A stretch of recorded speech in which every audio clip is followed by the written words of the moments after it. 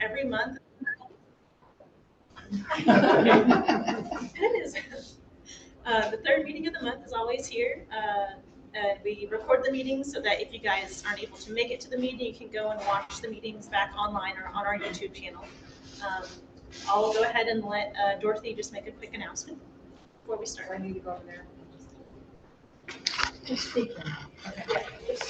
Hi, I am on the board of the Friends of North Haven Trail, and we are looking for volunteers to help weed some of our mostly native perennial gardens. We have a big opportunity to show off to Encore our 8-mile trail that may one day become kind of a showcase for other trails. The Encore easements are currently being mowed everywhere except for on North Haven Trail, and they're going to do a tour with us at the end of May. So we want everything to look tip top so that maybe we can get all of their other easements to become native prairies, native plant showcases. So if anyone is available to weed for an hour or two, meet me somewhere on the trail, reach out. I'm sitting in the corner here. The northaventrail.org, if you want to just send the email to info@northaventrail.org, they'll send me information. We would just love to have a couple volunteers, a couple hours here and there, and it can be on your own schedule too. So that's all. When is your tour? It's in May, so it's May 22nd, so we have a lot of time left to get this done. But sooner the better, because you know they're going to come back. We can put your email up on the Facebook page and on the website. And we can add them to the announcements and send it out. Yes, so there'll be multiple ways you can contact Dorothy. Announcements on our Facebook page or on the website, so just keep an eye out for that.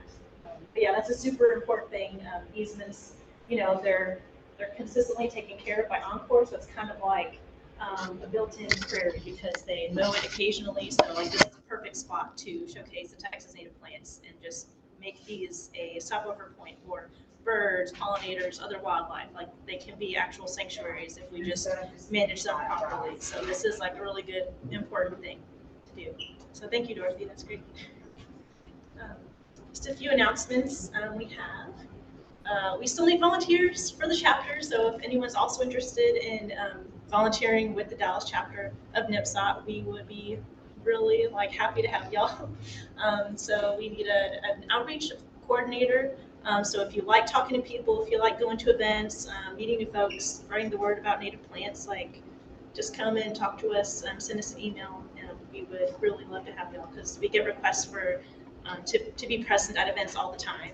We just did the Full Circle Trail Race at Leela this past weekend. So it was great. We had folks coming up to us that were just starting planting natives, some folks that weren't familiar with natives at all. So it was a really good mix of people, really good group. Everyone was happy, and it was a great time being outside up at Leela. So, just give us a shout if you like doing that kind of thing. We're more than happy to have you. Also, if you like writing things, if you like teaching others about native plants, if you have interesting facts that you want to share about native plants, we would love to have people write articles for the newsletter and the website. So if any of those things strike your fancy, hit us up. And then I can come and talk about the plant sale and make sure this is working. Has to be on. So the plant sale is May 4th. It is 10 a.m. to 3 p.m. I think the original time was till 4 p.m. It is till 3 p.m. So it is at the bathhouse. If you offer to donate plants, make sure you're dropping them off sometime around 9 a.m. On the day of the sale. We still need some volunteers. Come on. Well, okay. Just gonna fast forward. Here we go. So we have some very cool plants some things that are a little bit more unique that are harder to get. We have lots of fall prairie onion. I'm super excited about this one. It's longleaf buckwheat, and I've never seen it available at any nurseries. This is part of the Native Plant Rescue Project. Those seeds are from Wilco. We also have a lot of narrowleaf mountain mint, and that does one part shade, and then there's a little bit of purple milkweed vine. We have some prairie rescues that plants that are multi-species. So we rescued it for one, and there's lots of things coming up in there. So there'll be a lot of different plants at the plant sale.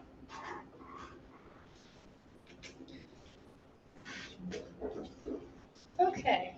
I wonder if the batteries are dead. So as a reminder, all plants need to be 100% native. I think most folks have said if they're bringing something.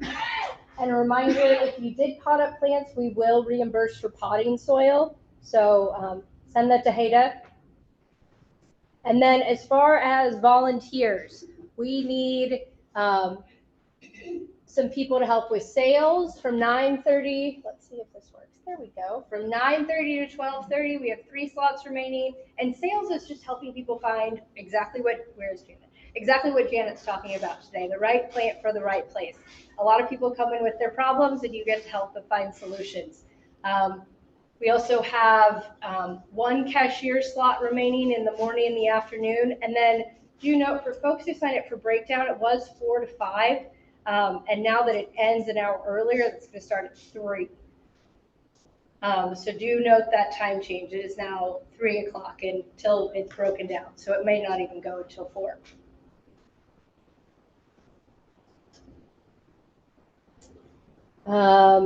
If anyone is interested in being a plant sitter, we could have a few more plant sitters. And then for the newsletter, I think Katie mentioned this already. If you're interested in writing a garden tip of the month, or just have an article that or something you want to share, we will take one-time article submissions too. We have the Native Plant Rescue Initiative. So we are working to begin rescuing plants that are in danger of being bulldozed. So you can email me at my NIPSOT email if you're interested. And there is the DFW Nature Challenge. Katie, do you want to talk to that? I'm going to change the batteries. Yes. So if you guys are familiar with the DFW Nature Challenge, we have been in one of the top cities submitting observations to iNaturalist for the past several years. So the more participants we have, the higher up in the ranks we can get. But it's really great just to get outside in your local nature areas, identify different species that you might know or that you might not know. So kind of like get to know nature where you are, no matter where you are, because you can put birds on there, you can put plants, you can put insects, you can put any kind of life form that you find, fungi, any sort of thing. It can all go and be documented on iNaturalist. And the details are, I think if you just go to iNaturalist.com. And the QR code will take you there. Yes, QR code. So screenshot that. It'll take you straight to the page for the City Nature Challenge. It'll provide you all the details, the dates and times. There's a certain amount of time or certain dates where you can submit your observations, and then there's a couple days after that where people have to identify observations. So if you're kind of more experienced, you don't want to go out and observe, you can still identify those observations that have been uploaded and observed by other members. So please participate. It's really fun. It's really good to get outside. I enjoy doing it, so please join us. I have a question for Emily. Are we supposed to label our plants, like each pot, right? You want to label? Yes, please label your pots. We will have some extra labels if one of them breaks or Popsicle stick or? Yep, popsicle sticks, whatever you have that works. Some people use address labels and just print them out. My handwriting's terrible, so the address, and it has a little template that you can put it all in.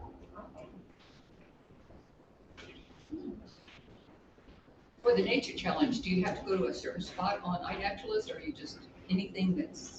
It keeps track. So within the dates, if you're within like the city boundaries, it'll count for that city. Okay. So, I mean, if you don't normally live in Dallas, or if you're visiting another city, then it'll count for that city.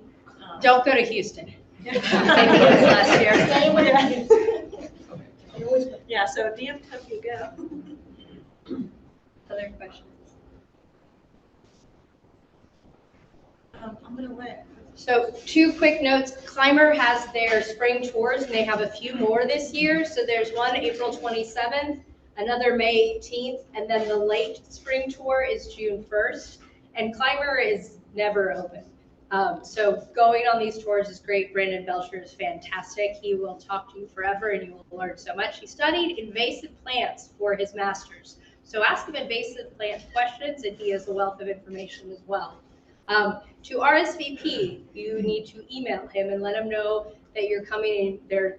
I think it's 10 days before for each of those dates. And they might fill up, so definitely RSVP sooner rather than later. We also have our Native Texas Park tours that are occurring again. There are tickets that you can get. They're free. The only thing that you need to pay for is parking. There is parking that's free, but their lot is, I think, $5 for the first hour and 75 cents after that. $10 max. Can't be charged more than $10. Yes. And you don't have to have, I went to the tours, you don't have to have a ticket, you don't have to go online, but they like to keep a number. But if you just show up at 10 o'clock by the fountain, you're good. So it's okay if you don't register before. We take everybody in.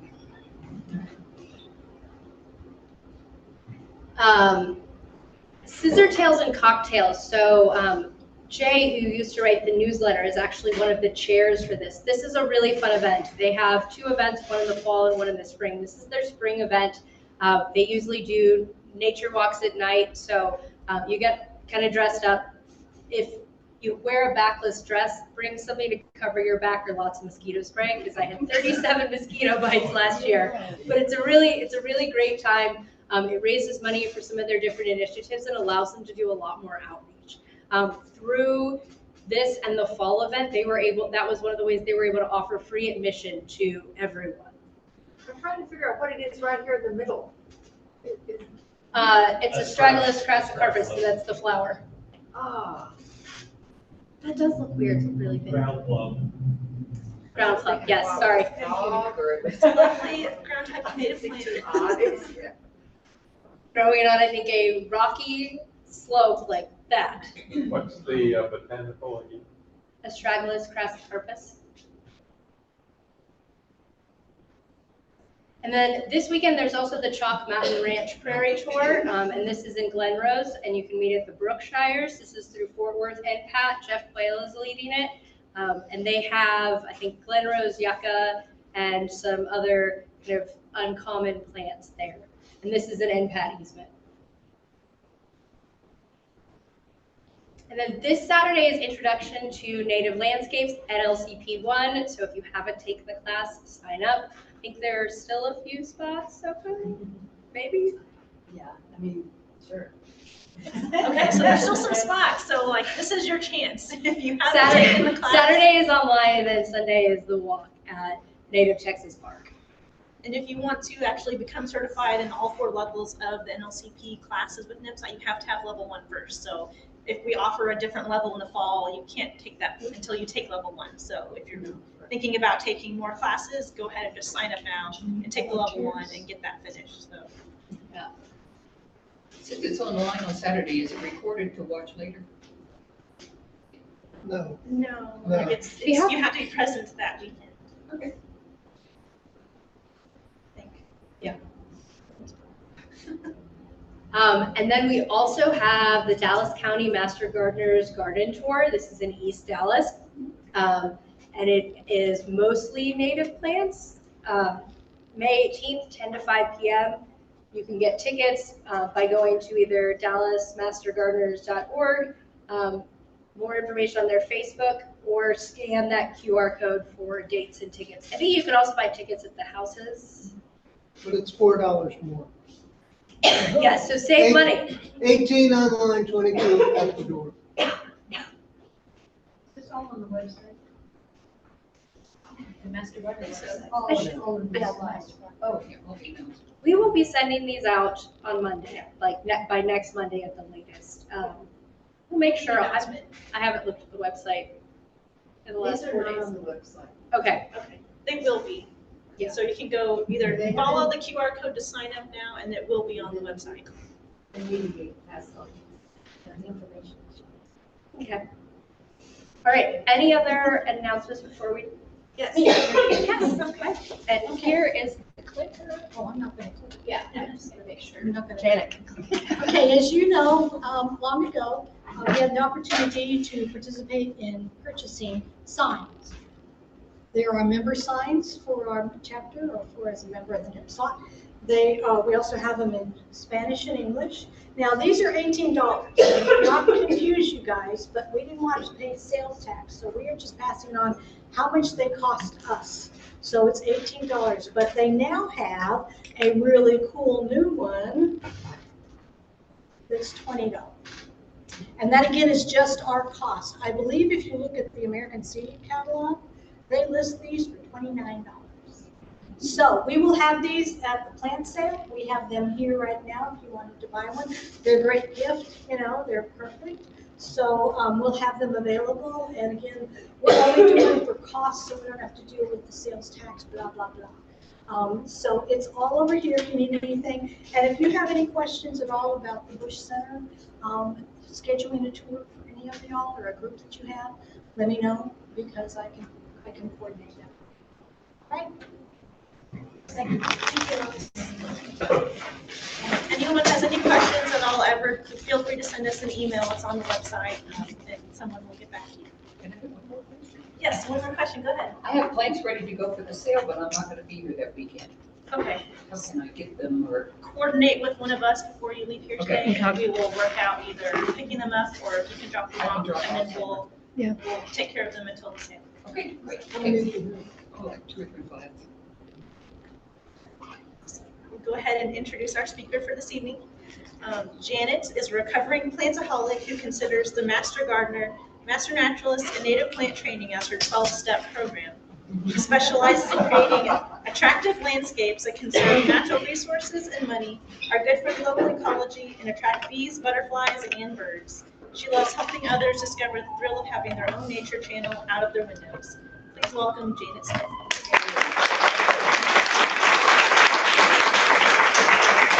Okay, can everybody see the screen okay? Yes. Can everybody hear me? Yes.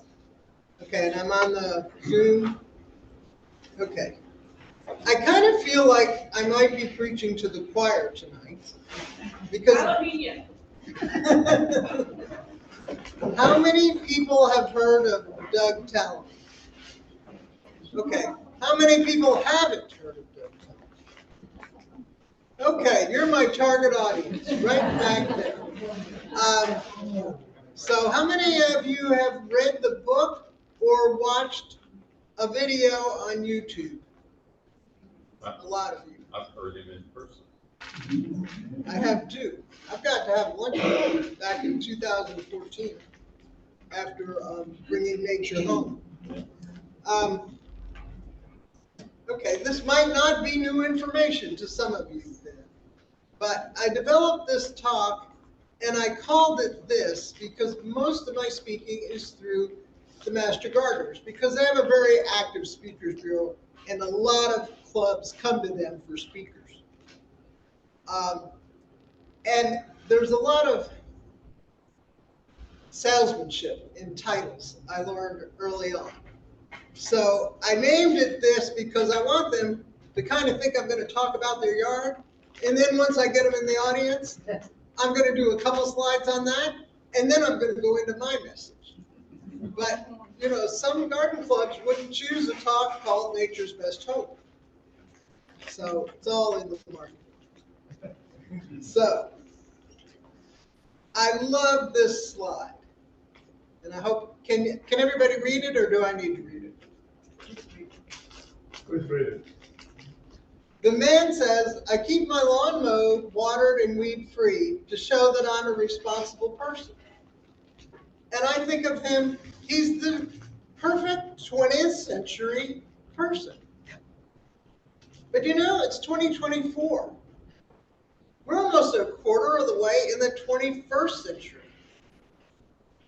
Kind of horrifying, isn't it? I'm worried so much about Y2K. And the woman says, things have changed. Now being responsible means growing native plants and avoiding pesticides and leaf blowers. And I'm not going to get into a discussion of leaf blowers that happened at one of my talks. But I think y'all get the gist of it. And so that's really what I'm going to talk about. If something is not eating your plants, then your garden is not a part of the ecosystem. And, you know, the landscaping that we most commonly have in Dallas and most everywhere else is the product of years of a certain mindset. We grew up with a kind of landscape. We find that means home to us. Although how anybody could think of the houses they're building now as being homey is beyond me. Sorry if you're a builder. It just happened through time. As soon as man could sail the oceans, they started bringing back plants from wherever they could get to. And, you know, we kind of have a dislike of insects.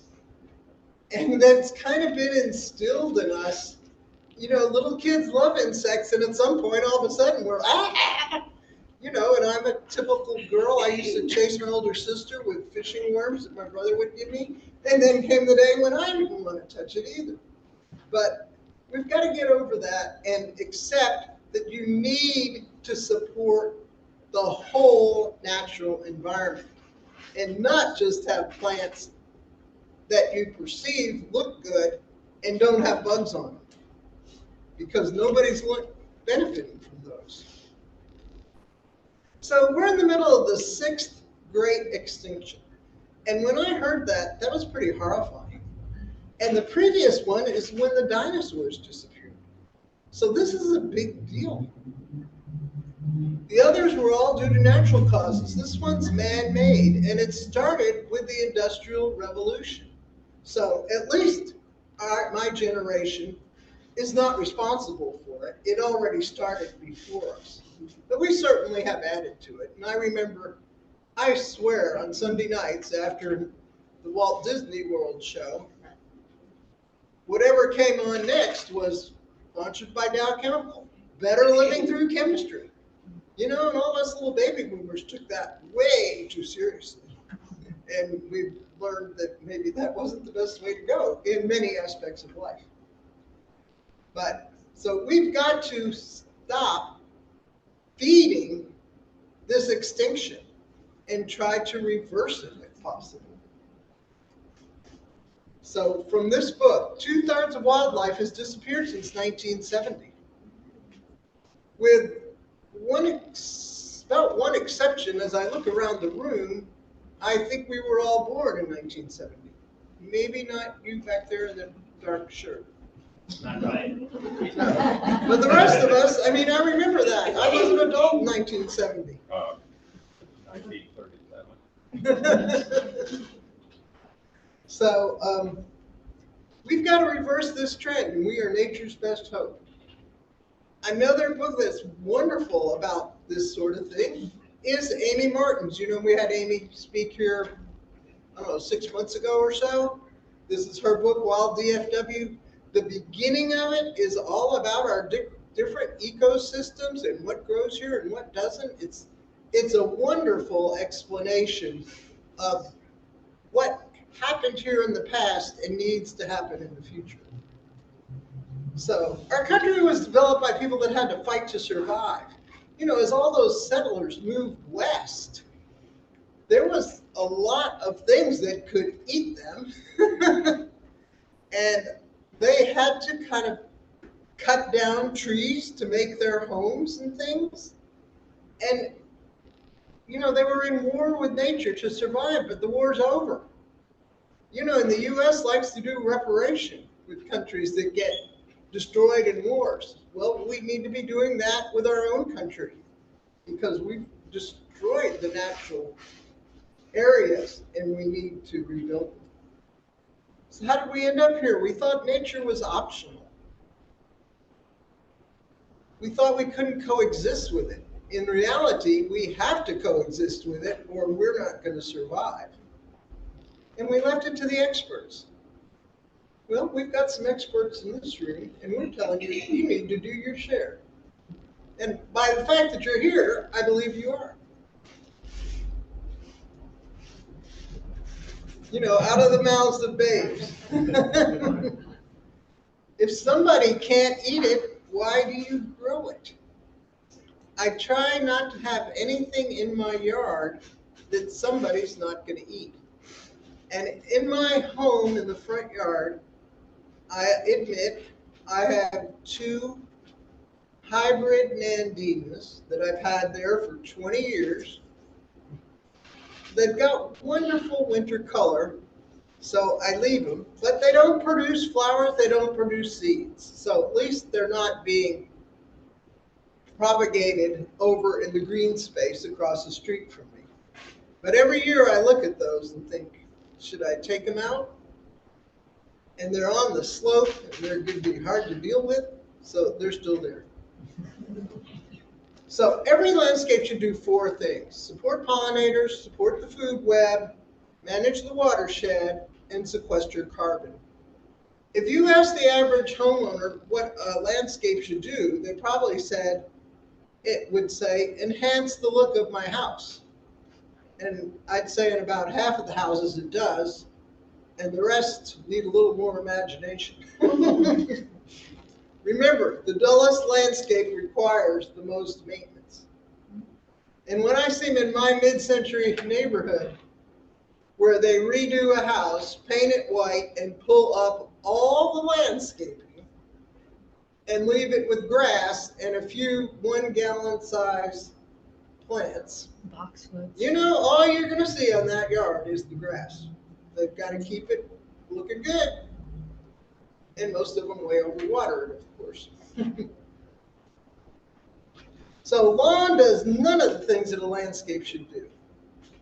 The Metroplex is covered in concrete, St. Augustine, and Bermuda grass, and they're all equally as useful to nature, to insects, to the food web, to anything we need to survive as humans.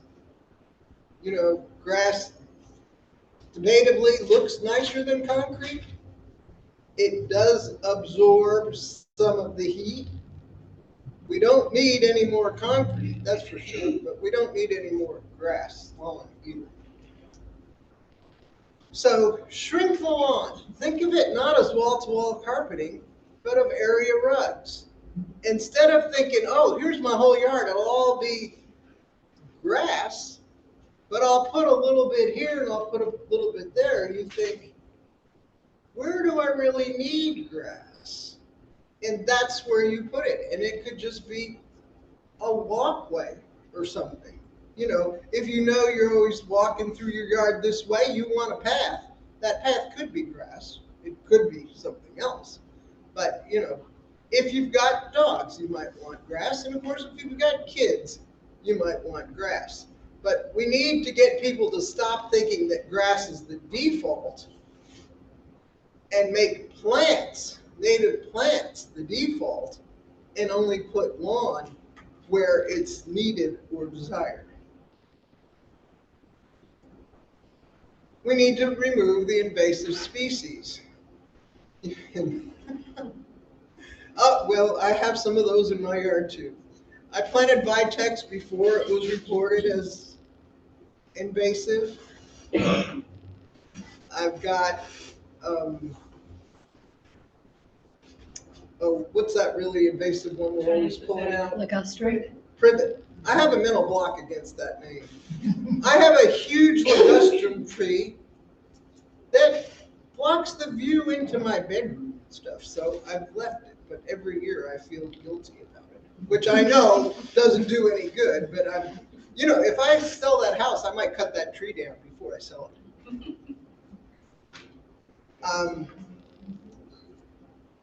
But we don't want to take up space with these alien invasives that could be used for natives. And that's why we don't want invasive plants coming in, because they use too much space. Here's the Dirty Dozen by Nipsot. I think y'all are familiar with most of these. Perhaps you have some. And I added at the bottom KRB, King Ranch Bluestem, because that's all over our prairie areas. And for a long time, TxDOT was planting it. They no longer are. And QAL is Queen Anne's lace. Another thing we have a ton of, and we tried to get that out of the Blackland Prairie over at White Rock. But plants and animals are essential for us to be able to live on this earth. So the food web can all be traced back to the sun and plants. Plants are the first thing. Some people say it's the bottom of the food chain, but it's really the base of the food chain. Without plants, we wouldn't be able to have animals. And the green plants use the sun's energy to create their own food that they then feed to the animals. So everybody can eat them. So just think of plants as it's saving us from having to eat sunlight. Because I think that would be pretty hot in the temperature range. I don't know the spiciness of it. So plants capture carbon and pump it into the ground. They build topsoil and hold it in place. And they clean water and slow its journey to the sea, reducing the effects of severe weather. And we all know what happens in Dallas. Every time we get any appreciable rain, over 2 inches, I would say, we have flash flooding. And it's because we paved the whole area and the water has nowhere to be absorbed. In Texas, you own the water that falls in your yard. That's not true in every state. So we need to keep as much of it as we can in our yard. Am I telling you to run home and call somebody to take out your concrete driveway? No. But if you're going to redo your yard and going to redo your driveway, think about doing it in something other than solid concrete, something that's permeable so the water can be absorbed. Animals. You know, the best insecticide is an insect. And I think most of us in here know that 95 or more % of insects are either benevolent or benign, means they do no harm. It's only 5% that are harmful. And just because you see one of those doesn't mean you need to call Mosquito Joe or some other pesticide company. Don't believe them when they say they're only going to kill mosquitoes. They kill other things as well. The best thing to do about mosquitoes is to prevent them from developing by eliminating your still water sources. I have to admit, I am not kind to fire ants because they have not been kind to me through the years. I am not kind to yellow jackets that caused me an anaphylactic shock last year. And if I see a bug in my house, I don't capture it and put it outside. I stomp it. There's a whole INAP project for all the I let bugs in your it house. be. Animals pollinate nearly 90% of our flowering plants. And you know, we're one of those animals that does that. In China, they have to have people doing their pollinating because they've made their air so bad that the insects can't survive. Animals spread seeds, and we know they spread the pollen, and they sustain the food web. So we gotta love these little critters. So think plants, pollinators, caterpillars, and sun. Those are the essentials. Caterpillars have the most nutrition of any kind of insect. And I'd like to say, think of them as hot dogs or sausages. But on the whole, those are not healthy foods for us. Although we do indulge in them. Maybe think of chocolate eclair or something, you know, that's tubular shaped. But these are tubular shaped that taste good and are packed with nutrition for birds to feed their babies. Over 95% of birds feed their babies caterpillars. So if you love birds, grow the trees that are going to support caterpillars. So here's the life cycle of a moth and many other insects. You know, it starts with an egg, then there's the larval stage, the caterpillar. the cocoon, which is the pupa, and of course in a butterfly we call that the chrysalis, and then the adult, which is the one that we recognize the most. The one that eats the most is the caterpillar. Some adult butterflies and moths never eat. They don't live long either.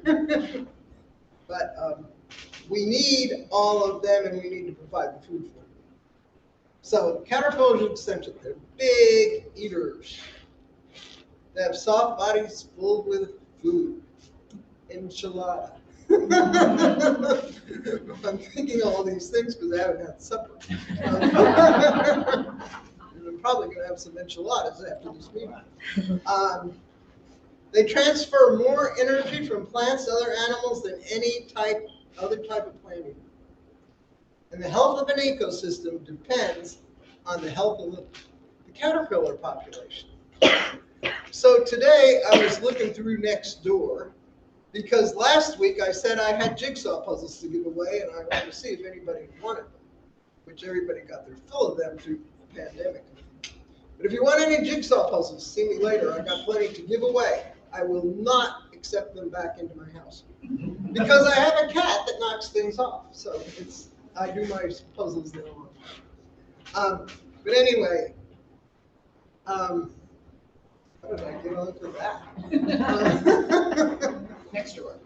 Yeah, so somebody has a picture of a caterpillar and they want to know what it is. And everybody's saying it's tent moth killing.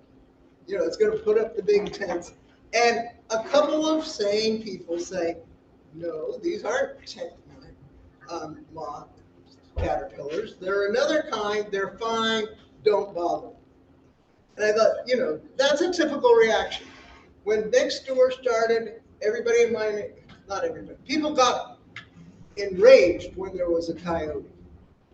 Well, what does my neighbor advertise? Closeness to White Rock Lake. Duh. And Amy Martin would come on and say, don't be spooked, you know, don't leave your food out for your dogs. Don't leave your little chihuahuas and little kittens outside because those are things that are going to tempt them. It's up to us to do the right thing and they won't bother us. So we have to retrain people. So, but the health of an ecosystem depends on the caterpillars. And if you've read Doug Tallamy, you know oak trees are the #1 home of caterpillars. 400 and some different kinds of insects have their caterpillars on oak trees. So the right plant in the right place. Yes, in your yard you need to know where the sun is, because if you put a shady plant in the sun, it's not going to survive. If you put a sun plant in the shade, it's not going to survive. So you do need to know where to put it in your yard. And sometimes we have microclimates, we have different soil, we have different levels of soil moisture. You need to be aware of all that to be a successful gardener. But that's not what I'm talking about. I'm talking about where in the world our plants should come from and where we should put them. We want the ones that evolved here, that have a synergetic relationship with the insects, and they thrive in our conditions.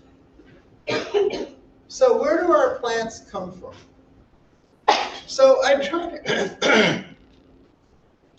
tried doing a search of most popular landscape plants in DFW.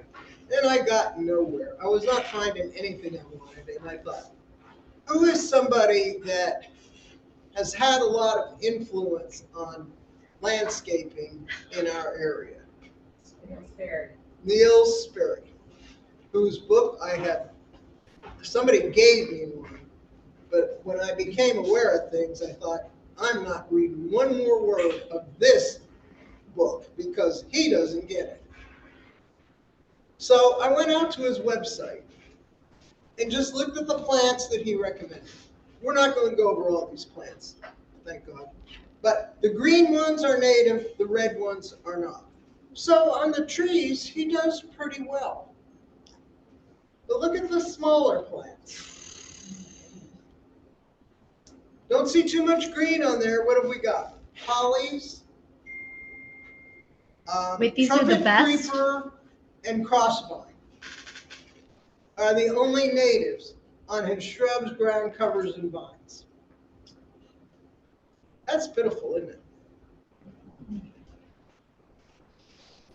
And I can't believe, I was at North Haven one day, and the master gardeners have had their help desk, and I was picking up that material to take to a booth at White Rock. And I'm at North Haven, so of course I'm going to look at the plants. And I looked at the native plants. This was the dead of winter, not a lot of plants out. But I was looking at the natives, and then I just walked around and encountered this other master gardener who's looking at Japanese yew. And he says, have you ever grown this? I said, no, I do native plants. He said, well, this is native, isn't it? Number one clue. If the name of the plant starts with a foreign country or continent, it's probably not native. What if it's called Texas something? Is it native?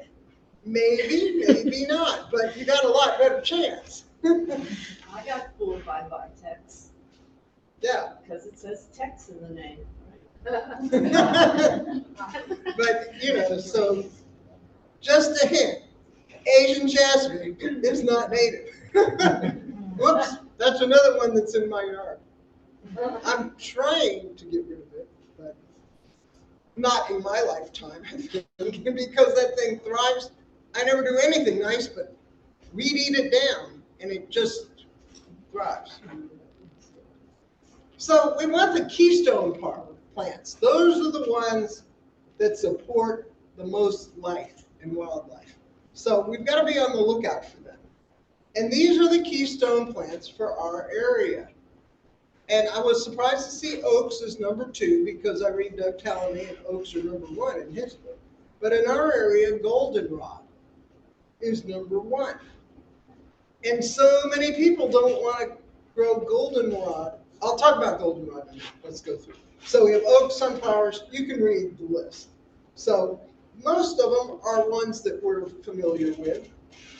And most of them are pretty big. All the trees, of course, are big. And those are where you're going to get the most of your caterpillars.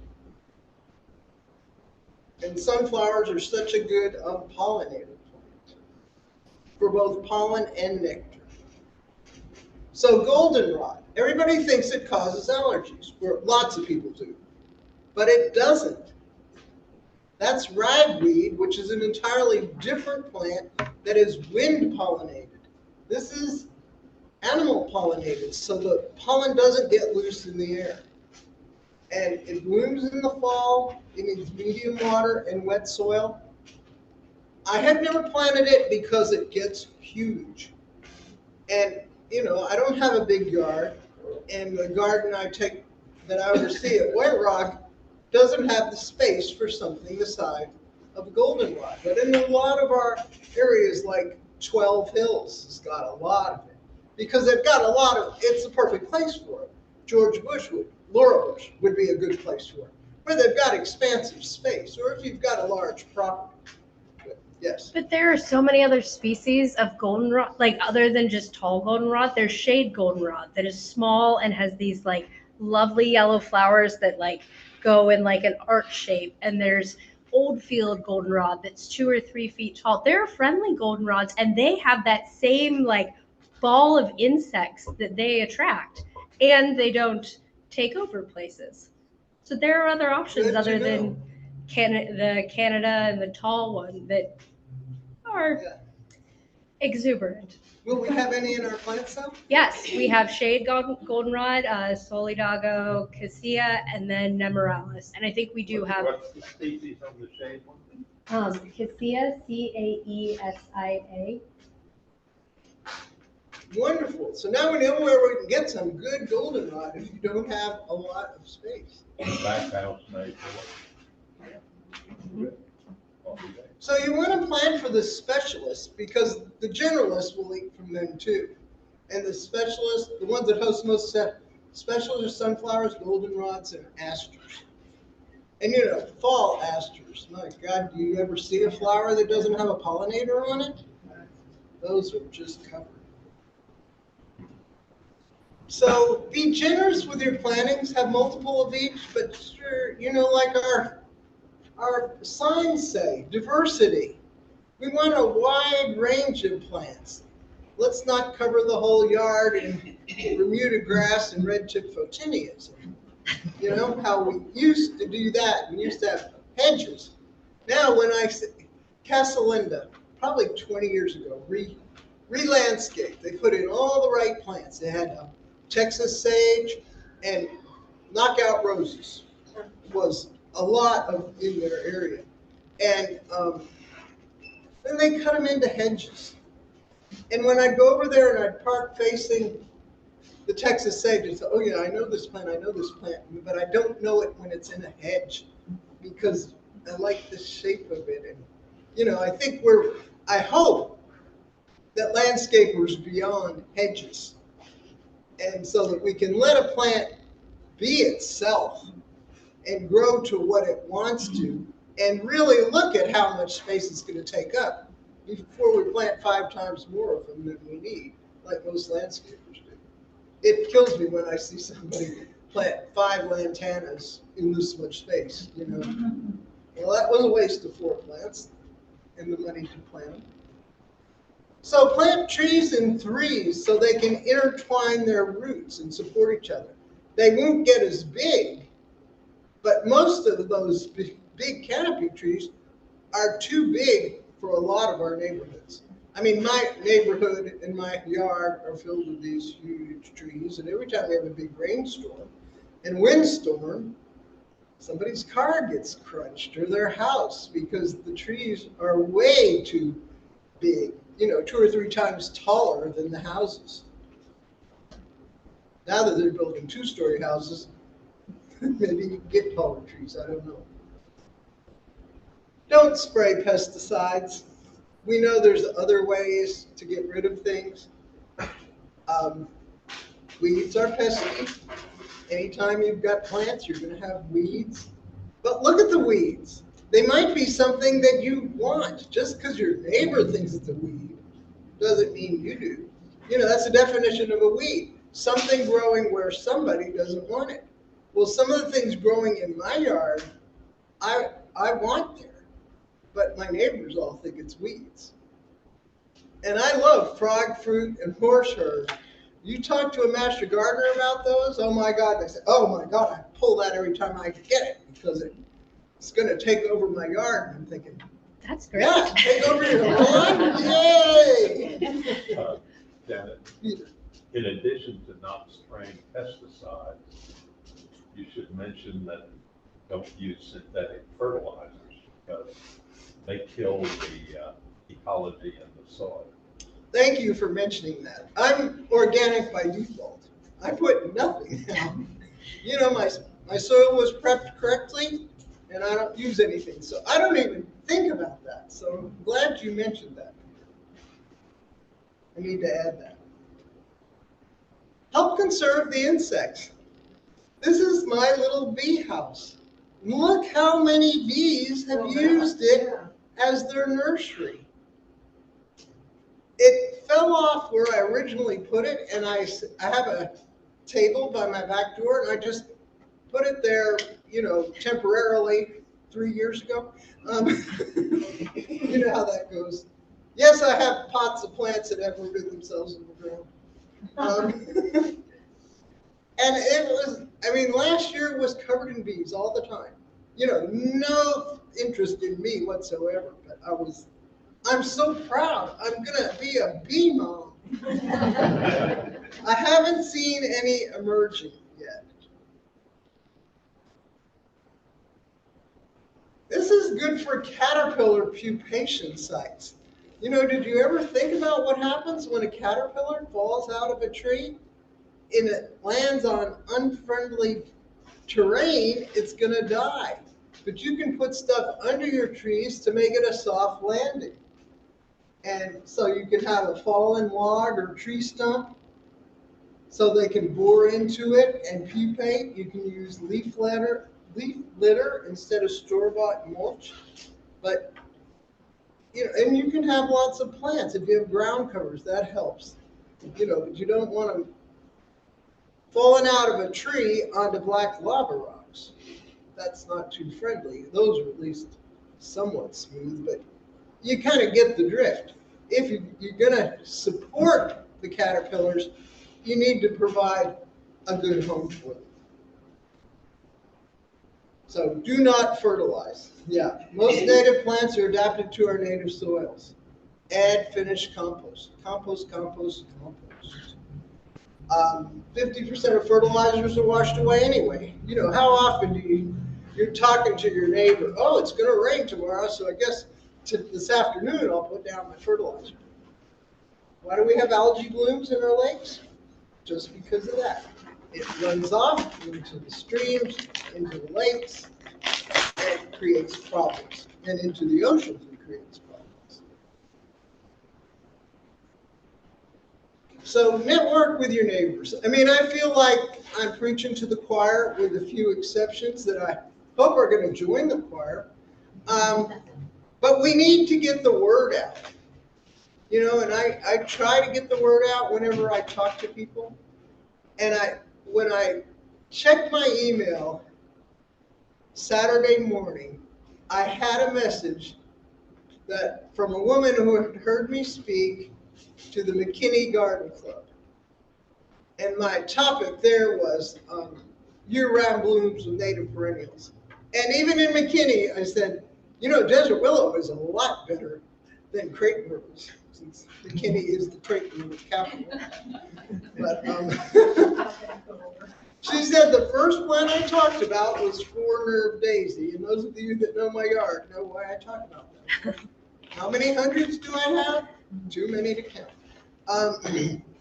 And she knew that, from what I said, that would probably be the perfect plant for the entryway to a neighborhood where she was in charge of the planting. And she said, I mentioned that it wouldn't be at big box stores. You're going to have to look for it. And she said that was absolutely true. She finally found 2 at the Herd Museum plant sale, but she could only get 2.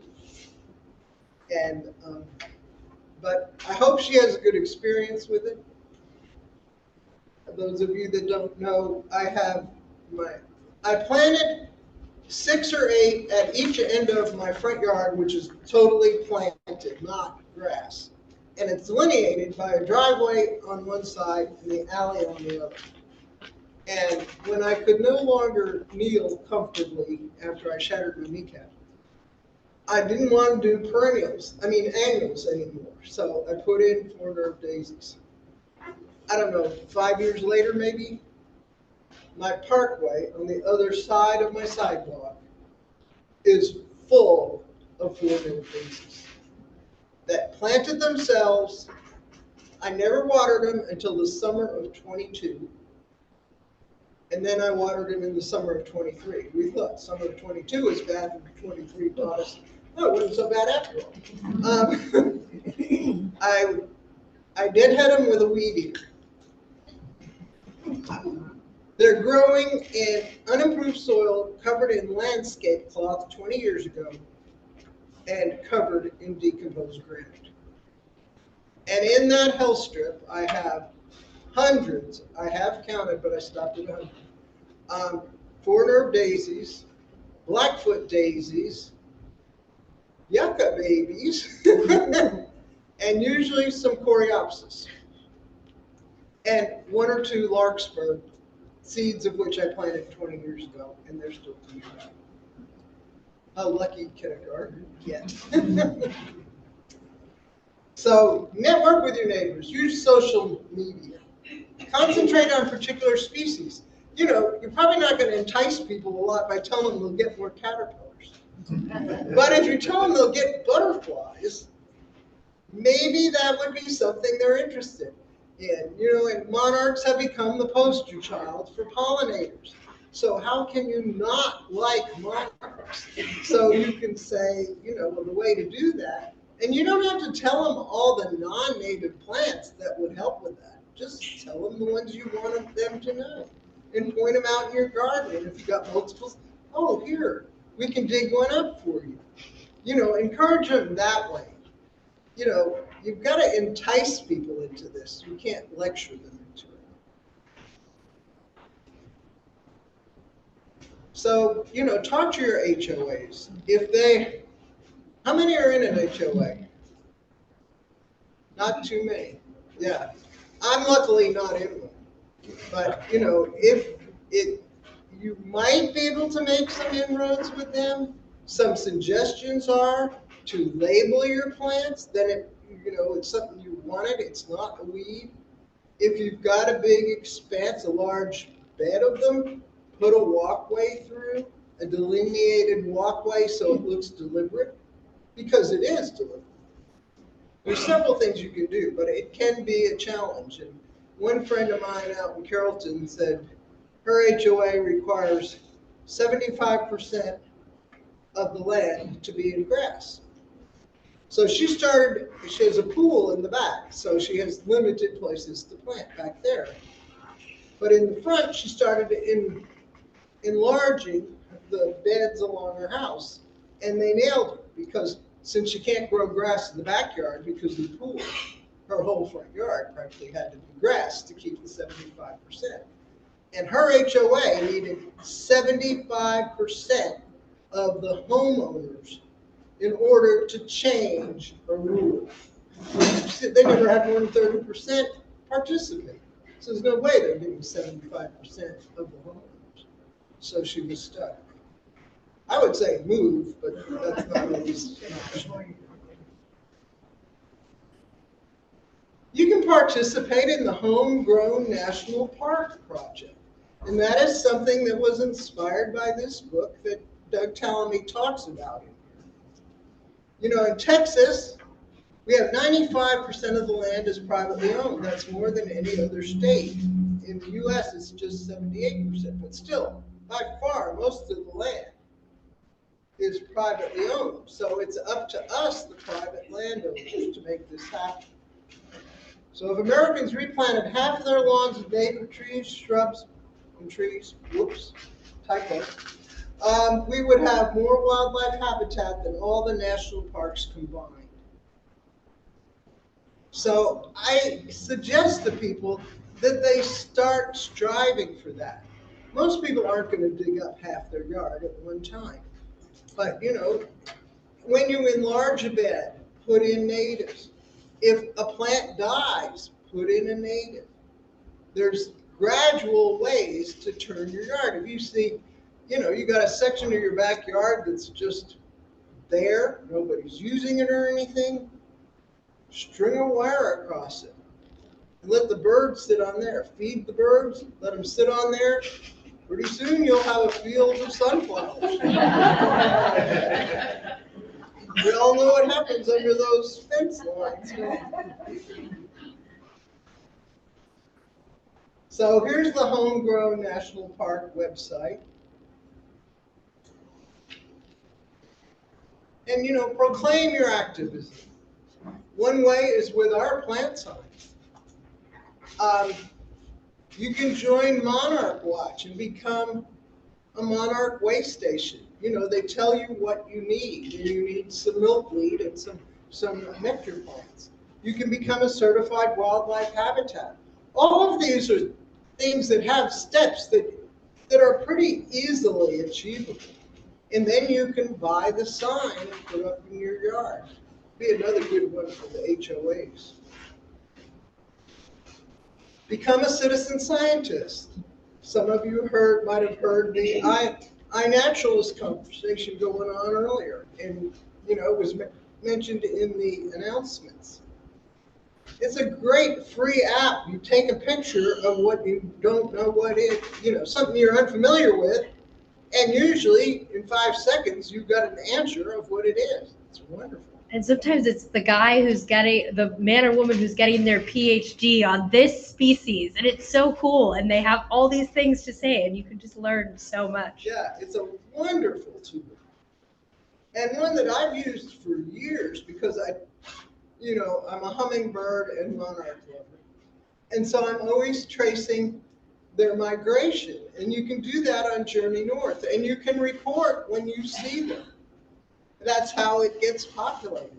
And these two tools that we can contribute to are now great scientific resources. And they're discovering so much more about the movement and placement of plants and insects because of the people who have reported on these. You know, it would be impossible for scholars to do that. And I love to finish with this. How could I look my grandchildren in the eye and say I knew what was happening to the world and did nothing? You know, by David Attenborough, the great British naturalist we all know from PBS.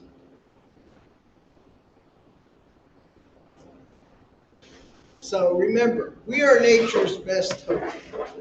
It's up to us. And we need to teach the future generations. You know, if your grandkids could love to come garden with you, just tell them all about native plants and how beneficial they are, and point out all those cute little insects and those caterpillars, and explain they might be beautiful moths or butterflies. Tomato hornworms. Yeah. Yeah, but, you know, if you're growing crops to eat, yes, you've got, I give you a leeway on that. No, just grow one for us. Grow one for the two they love, yeah. Yeah, grow Oh, one yeah, for them for and one one for you. Peter. I have a couple of tips for dealing with mosquitoes in the garden. One tip is there is a product that is finely ground juniper wood. It's sold in bags with names like Cedar Warrior or things like that. And you spread it as a mulch under all your plants. And it's a very aromatic wood, as we all know. And so mosquitoes won't nest in the plants that this stuff is under. So if they can't nest, they don't stay. And Thank you for that tip. I've tried that and it works like a charm. Okay, that was Cedar Warrior. Right? Yeah, and there are other names similar to that. Where did you get? Probably not at Home Depot. Rooster Hardware sells Oh, they're pretty. Yeah, are y'all familiar with Rooster Hardware? East Northwest Highway near It's at Ferndale, Ferndale, yeah. also called Easton on the other side of the street. Yeah. In the East Dallas tradition of no street can be straight nor keep the same name, but don't change the name when you change direction. Right. And the other tip is keep your gutters clean, because those are prime mosquito breeders. Yeah. Any other questions or comments? Anything to share, I Laura? didn't know that mosquitoes nested. I thought they just laid eggs in the still water. So where do they nest?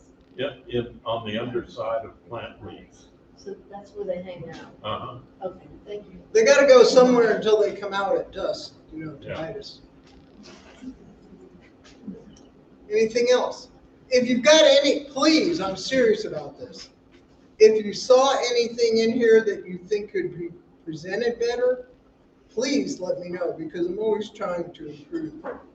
And I love when Peter points something out, because I have changed programs based on things he's mentioned.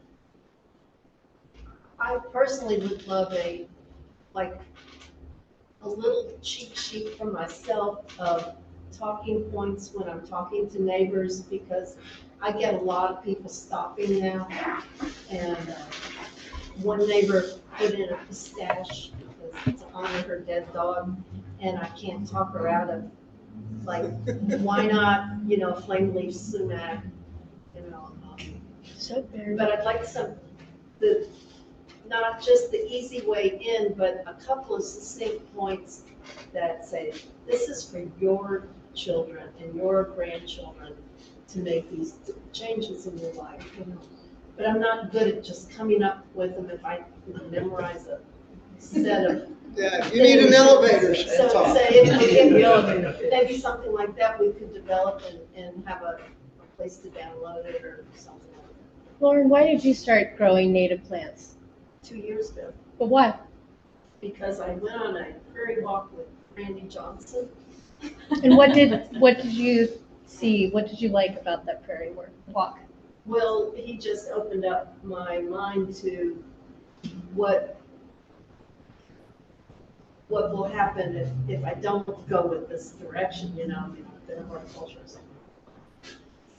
But I just didn't know that there was such a tight web, And I think that's your elevator pitch. The best way to convince people, I feel like, is not telling someone else's story, but tell your story about why it matters to you. Uh-huh. And that makes it so much more powerful than like talking points, but talk about like what were those first few steps that you took that you realized that it suddenly clicked, and why it matters and what you've seen as a result.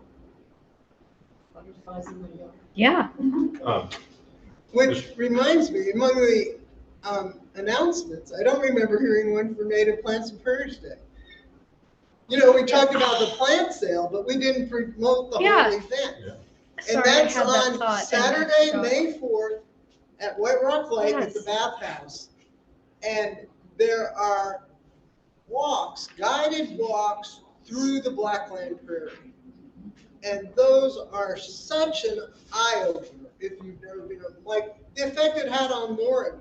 When I did one out at Clymer Meadow 20 years ago, it was like, oh my God. You see a prairie, you think it's all just those grasses. The variety in it is just incredible. And the insects, and our own Bob here will be. I will be taking it in on that medicinally useful plants in the black. And Nancy, where's Nancy? Nancy speaking on landscaping for the birds. I'm doing my year-round blooms with native perennials. And we have other very good speakers as well. But NIPSOT is one of the co-sponsors of that event, along with the Master Naturalists and the Native Prairies Association of Texas. So yeah, here are the talks, I think Emily's pulling. and then the tours. I'm sorry, I don't know what is wrong with my resolution that it looks so big. So There's some earlier ones. Yeah. Let me just. Ricky Lennox is everything. Ricky Lennox is great, and if you need to talk to a rancher, he has talked to all of them. And Sam Kieschnick is so exciting. This is May 4th. Sam Kieschnick is Mr. iNaturalist. Yeah. Yep, there are, I think, 5 native plant sales. So Randy, TCA, Regentas in North Haven decided they would come too, and they usually get an extra load of natives. So there'll be lots of. And our own plant Right, sale. and We will have our plants. So Dan Northcutt, I think, he will be selling trees there. Is that it? But yeah, there's like several groups selling plants. So if you're wanting native plants, come to Native Plants and Prairies Day because you will be able to load up. And And come kids- early for the best selection. But last year, there were lines at all the native plant sellers all day. It was just, my heart was just so warm by it. I have to disagree with you on that. It wasn't all day, because we Sold out. sold out. No, but some others didn't. Some of the others didn't sell. And they're still. Yeah. Bring a wagon. The cool plants will sell out first. So if there's something specific you're looking for, come early. And yes, usually like our plant sale will sell out. So come early, be prepared, and then stay and enjoy the tours and the talks because it's a really great day. There's just so many things to learn, so many people there to hear from and to talk to. So it's really And there's great. lots of exhibitors too, including the master gardeners. And we can hold your plants for you if you don't want to walk around with them or put them in your car. There will be places to put Right, your plants so they don't have to burn up. So this information is on the website? Yes. Yes. Absolutely. Yep, there is a link to it. Janet, Yes. On there, it says that your speech is from 3 to 4. Did they move your speech because they said it ends at 4? No, because they had the day booked. Okay. And I just said I'd prefer to be in the afternoon because I don't do heat. So the I ended up, the but rest- the talks are all indoors. The exhibitors are ending at 3, and then the talk, got it. So everything else will be broken down, starting. Rain or shine? Pardon? Rain or shine? Yes. Rain or shine. Oh, yes. It's always been Rain or sunny and shine, hot. and fingers crossed, we've never been rained out. Oh, now you just. We've had it be cold, and we've had it be hot, but we've never been rained out.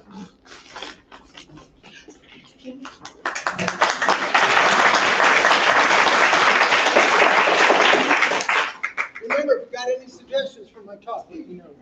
I have one. There were so many interesting. Thank you all for tuning in bits of online. information and links. A paper handout would be nice. What I usually do, and what we can do, is send out a PDF of this talk. Yeah. We can do I that. can put that. Yeah. I can add that. Can I make it right now? Yeah, what I would like to see is 1 or 2 slides with your pretty garden showing these flowers that you're talking I should have, I try to put it in all my talks, but I do put it in this.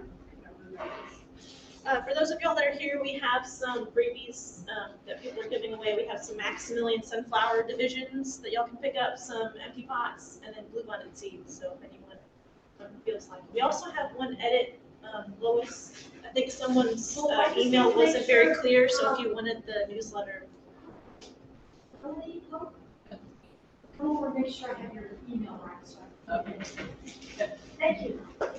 Oh, and we gather for, Oh, yeah. food and adult beverages after the meeting, at Meadow Central Mall, it's, It's Sophia Gabrielle Sophia's. yes, it's just the other side of Tom Thumb.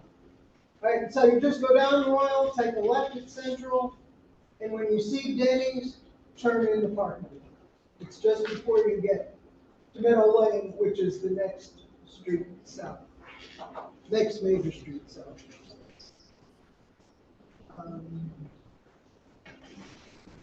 How executive? Anybody know what